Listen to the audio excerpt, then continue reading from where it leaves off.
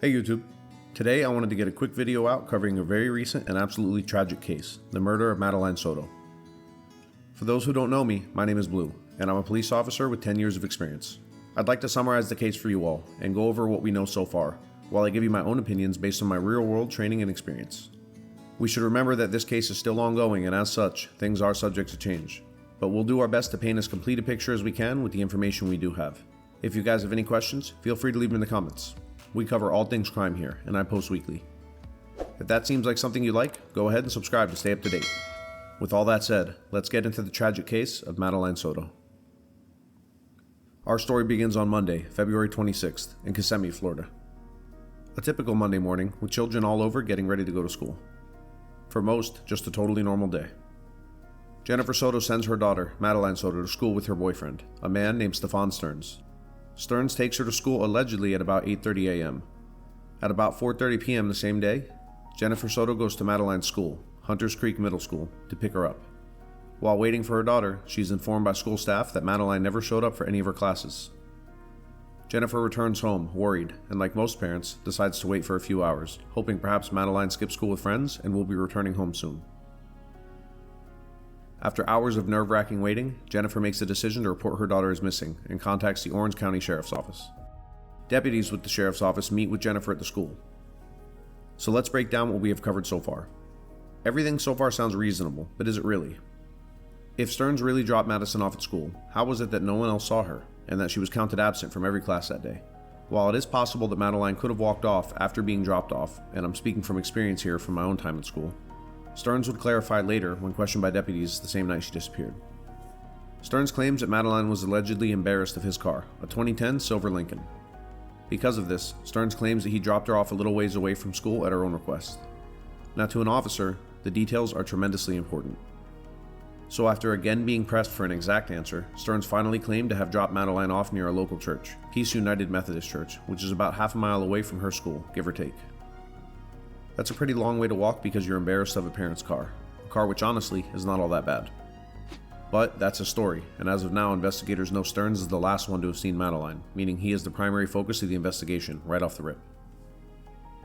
Let's talk about the initial search efforts. As this is a 13-year-old child, deputies leave no resource unused. With a call like this, every single available deputy and likely officers from surrounding agencies are responding to help. In addition to that, deputies are also using bloodhounds in an effort to track Madeline, using everything they have to bring this little girl home safe. After an hours-long exhaustive search, she is not located, and officers have to discontinue the search, all while the investigative efforts begin to ramp up. On Tuesday, February 27th, Madeline's missing poster is released by detectives to the media, in the hopes that someone will recognize her and notify authorities who can bring her home safe. An Amber Alert would not be issued for her, and I've had friends and family ask me about that, wondering why not. Normally, in order to activate an Amber Alert, you need several factors to be present. Number 1. The missing person is a child under the age of 18, or is an individual with a proven mental or physical disability. Number 2. There must be a reasonable belief the missing child was abducted by either a stranger or a known person. 3. The missing person must be believed to be in imminent danger of serious bodily injury or death. And 4. The police must have information that may help locate the missing person, the suspect, and/or the suspect's vehicle. In this case, there is no known information at this time of a vehicle that may have abducted her, and no concrete proof at all that she was even abducted. When deputies searched Madeline's phone, they discovered that just after her 13th birthday, she had told friends that she wanted to live in the woods, leading to the possibility that she could be lost there, triggering large-scale searches with police and volunteers. At 10 p.m. that night, Jennifer would give an emotional interview to reporters, talking about what she knows so far and what her fears are about what happened to Madeline, as you can see here. Jen, is there anything else that you'd like to add?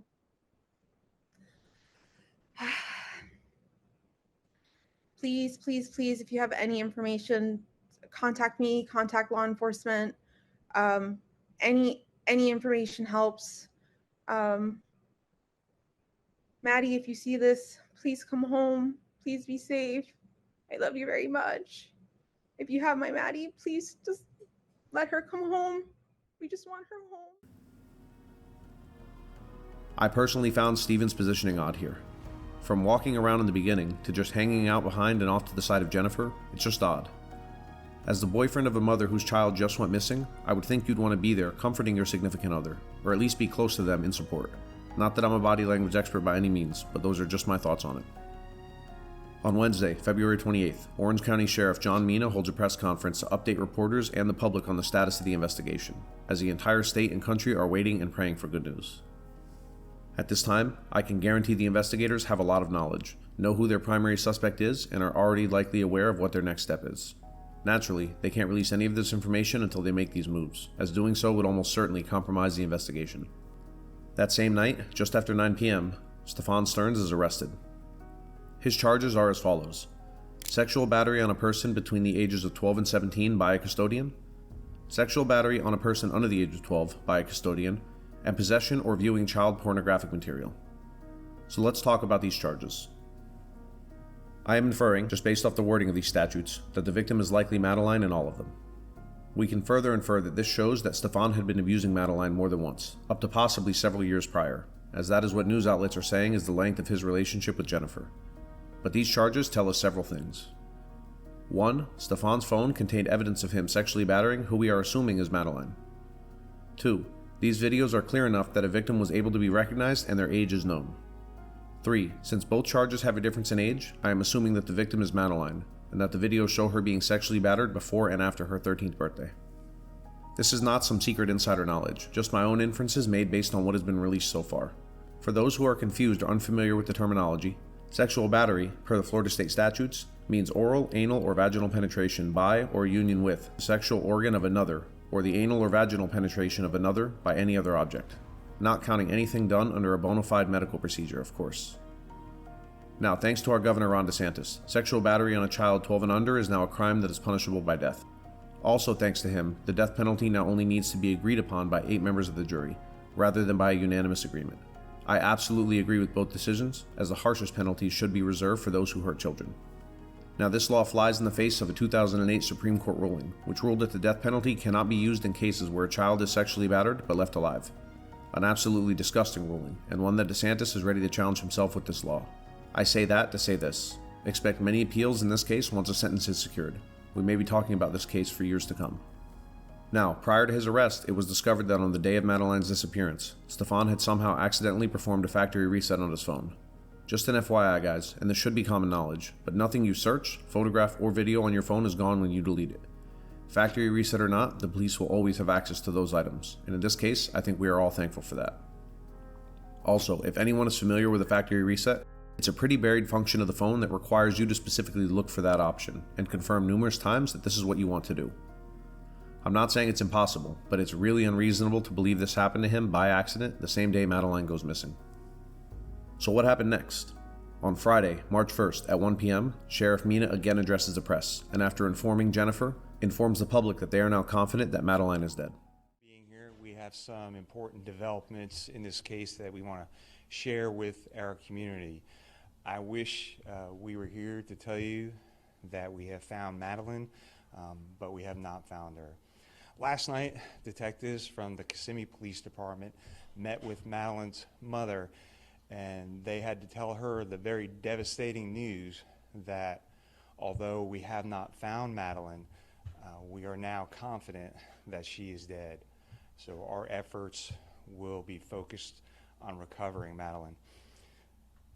Dozens and dozens of detectives, crime analysts, and specialized team members have been working nonstop and following.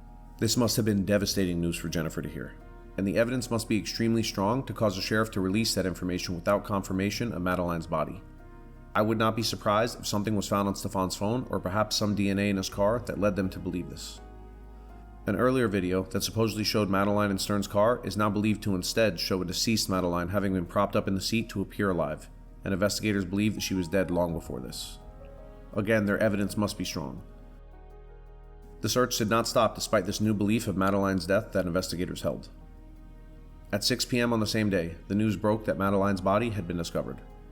According to police, Stearns was last seen in the area of Old Hickory Tree Road and Nolte Road in St. Cloud between 1:30 and 2 p.m., and they believe that he was changing a flat tire. Detectives are asking if anyone saw a man in this car, a 2010 silver Lincoln sedan, changing a flat tire in this area around this time, to contact police with the information. I'll leave the flyer here on the screen for you all to see. Again, police are continuing to use every resource they have to find Madeline, with officers and deputies from the Kissemme Police Department, St. Cloud Police Department, Orange County Sheriff's Office, and Osceola County Sheriff's Office assisting in the search. The next day, Stephan would refuse to show up for his first appearance. At this time, no murder charges have been filed, but you can believe they're coming. The judge issued a no bond for Stearns, and thank God we're in Florida for this. You can bet in other states, and you know the ones, that this monster would have been issued a bond of some kind. But no matter what he is charged with, no matter what we do to him, it doesn't bring Madeline back. A totally innocent 13-year-old girl, just barely starting her life, subject to some of the worst abuse imaginable at the hands of this monster. Abuse which ultimately resulted in the end of her life. And that's it so far for this case, guys. I hope that was informative, helping you to get a good idea of all the facts currently available. If you guys have any questions for me, police related or not, leave them in the comments. And if you have any other suggestions, go ahead and leave them there as well. I try my best to reply to everyone. If true crime is your sort of thing, then go ahead and subscribe to stay up to date. And until next time, stay tuned and stay safe.